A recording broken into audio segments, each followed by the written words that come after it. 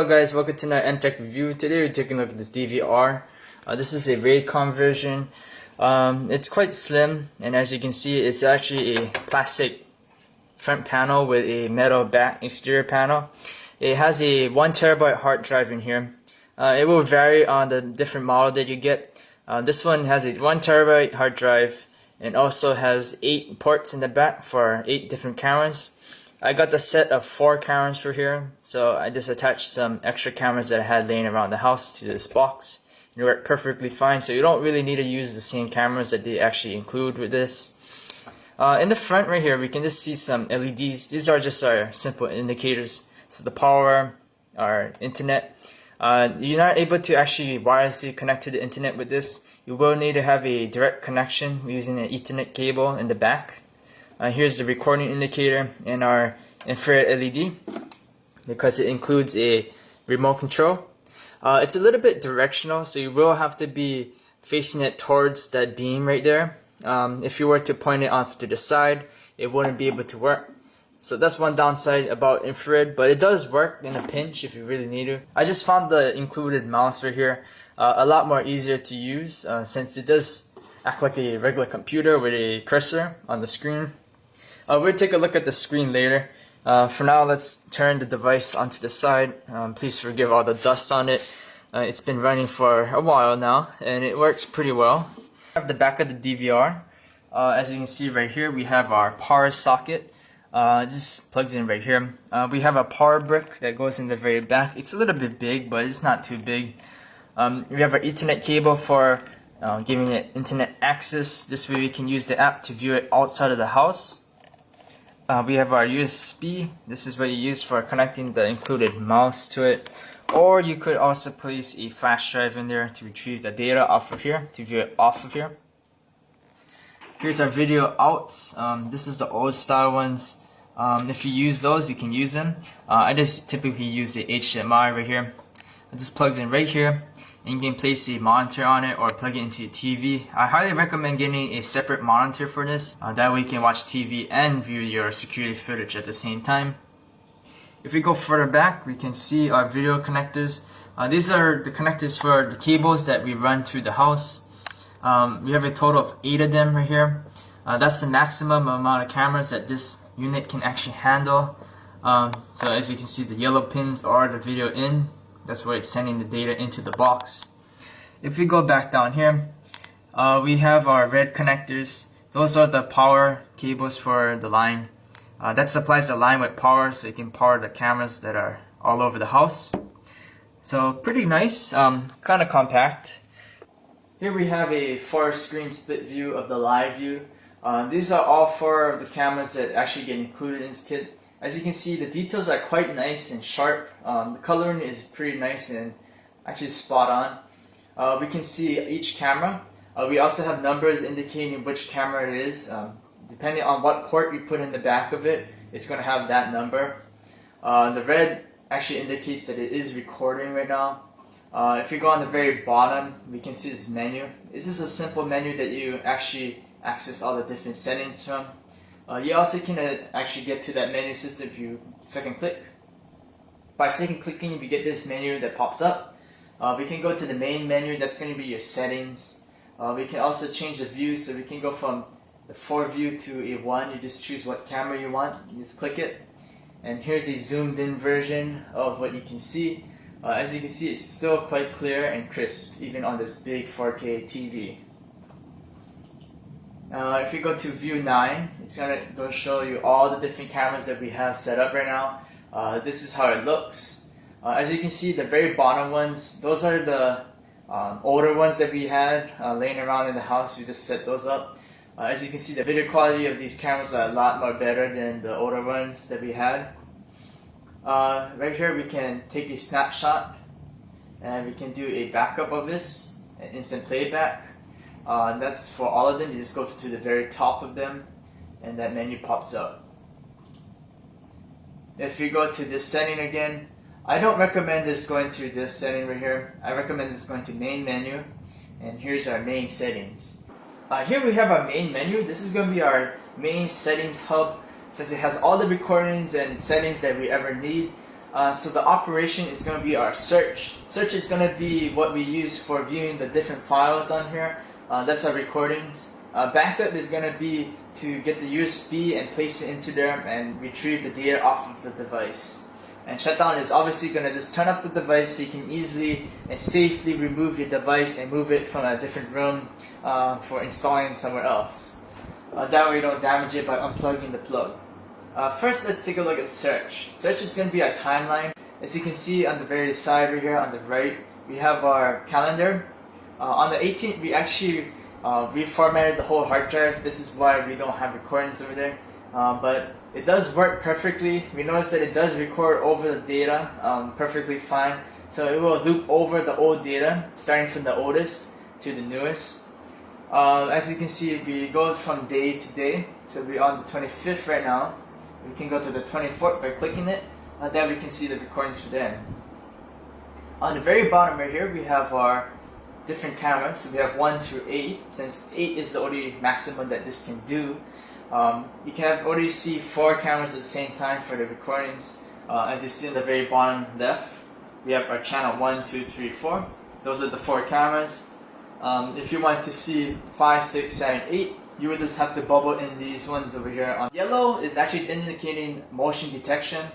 So if any motion happened in front of the camera and it actually detected it, it's going to send it as a yellow. That we can just go straight to the motion and see what was up. As you can see, a car passed by. That actually triggered this motion detection. You also can set up a grid to actually ignore certain places, but just keep in mind that that's not foolproof, and you will have some stray cars getting into your recordings and such as that. That's just something that you have to deal with. Many of the security cameras have that same problem as well, but this one has a pretty good security detection. If you're wondering how backup looks, we can just look over here. This is the interface. Pretty simple, kind of self-explanatory, so you don't really have to go over that. Let's get out of here. Let's go to info. So info, we have our system, events, network, and log. If you go to system, we can see how much gigabytes we have in here and then how much we have free. That's going to just tell you how much space you still have in there. If you go to the record time, it's going to tell you from what time it was recording. It's kind of similar to a log. The version is just going to tell you a little bit more about the software that's operating on this box or your DVR. It's not something that you really need to see, since all it has really that you really need is the serial number. And here we have events. Here we have our motion, mass, and video loss. So if one of these cameras were taken offline, someone cuts the line, it will show an indicator right here. So say camera 8 gets cut off, it's going to start turning white. This is just a live preview of what's actually going on. If something walks in front of the camera in the front, it will just show you which one is actually activated.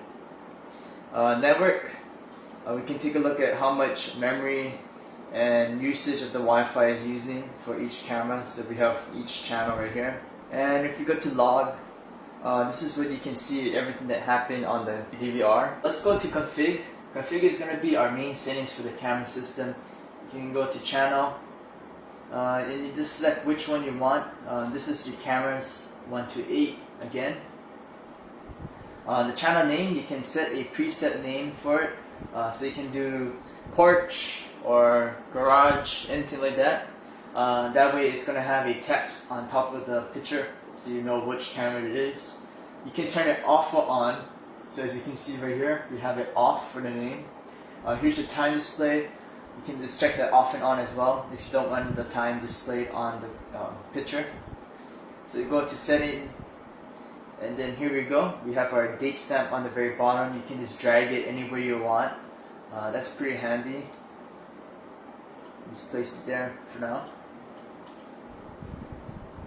And you second click to get out, and you just apply once you're done. As you can see, you have to put something there. Let's hit apply, and now we have applied that. We can look at encoding, snapshot, PTZ, detection. This is what you use for setting the area. You just tell it what channel again, motion detection, or you want to do video loss. These are all different settings, so you will have to individually set these as well. To set the area, you just go setting, and the red is going to be where it's looking at. The clear part is going to be the part where it's not actually looking.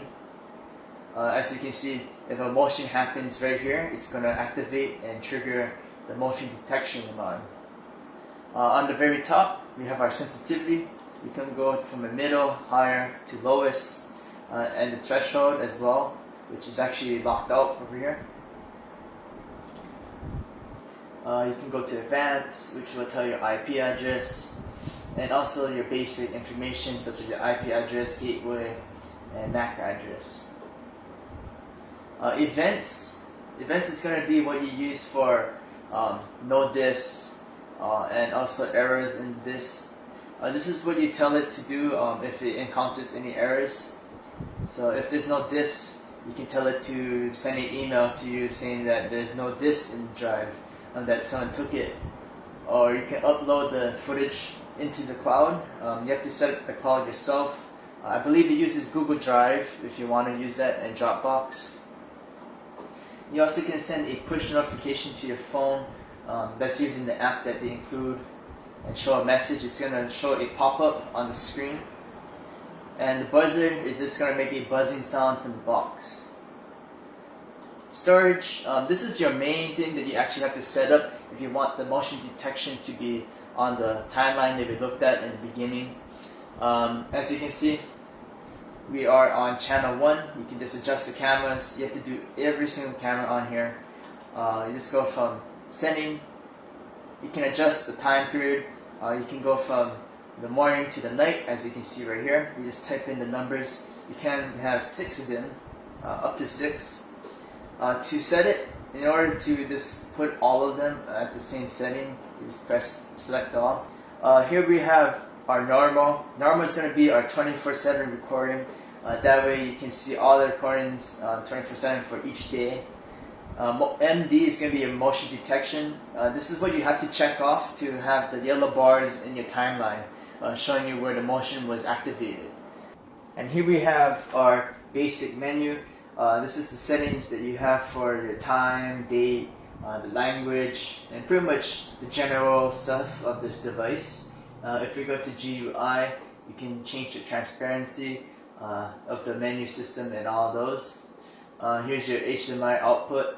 Out of the box, it seems to be fine, so I wouldn't mess around with that. Here's our tour. This is how you can have the camera going from each camera, or you can tell it to go from motion to motion. So if one of the cameras get triggered, it will jump to that one. The view is just going to be just the cameras that you want to jump between, so you can tell it to go from 1 to 8, and then it's just going to go from 1, 5, and 8, and then cycle back 1, 5, 8. That's how you set up that slideshow-ish camera feature. For the motion tour, you just choose view number 1, and you just enable it by pressing this check mark, and you just press on the very bottom saying that you want it to do that. And here we have our maintain. This is what you use for auto reboot. This is what you're going to have the computer reset itself. This is all fresh.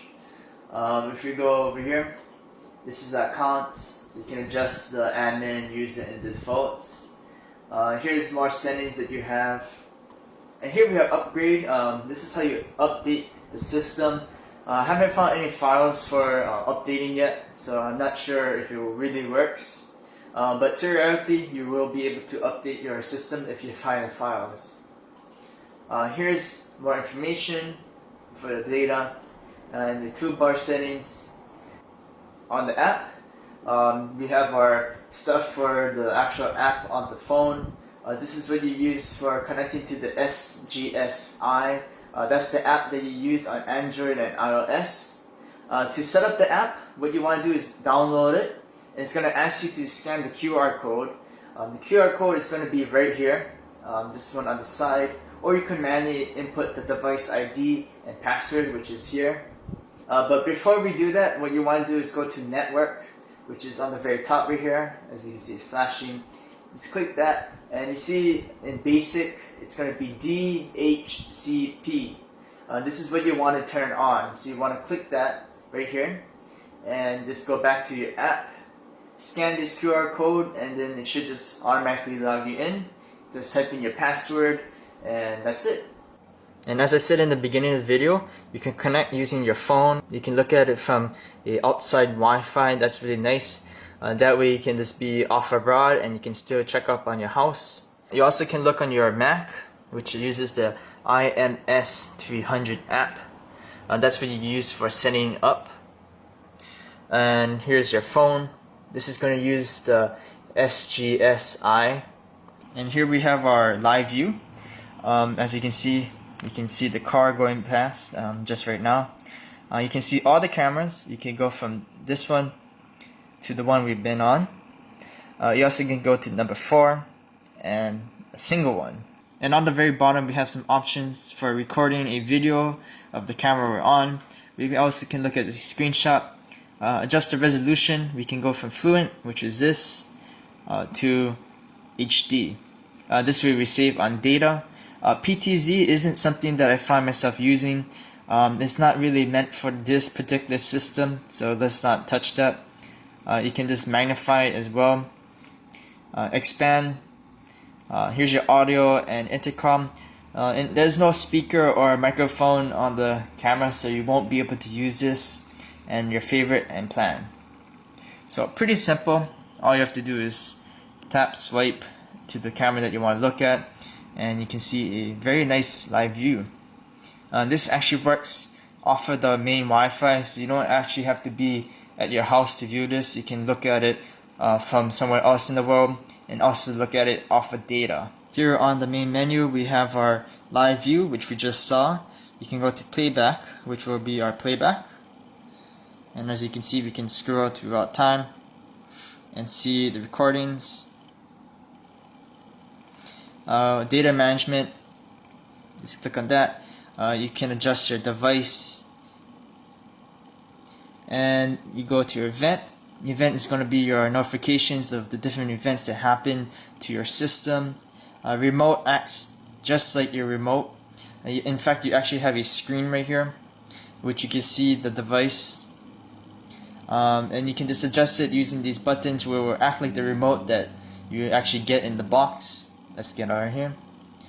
And media center, that's going to be where your recordings are going to be stored.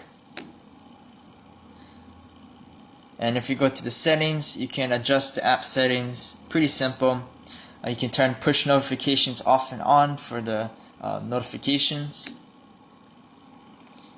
And that's pretty much it.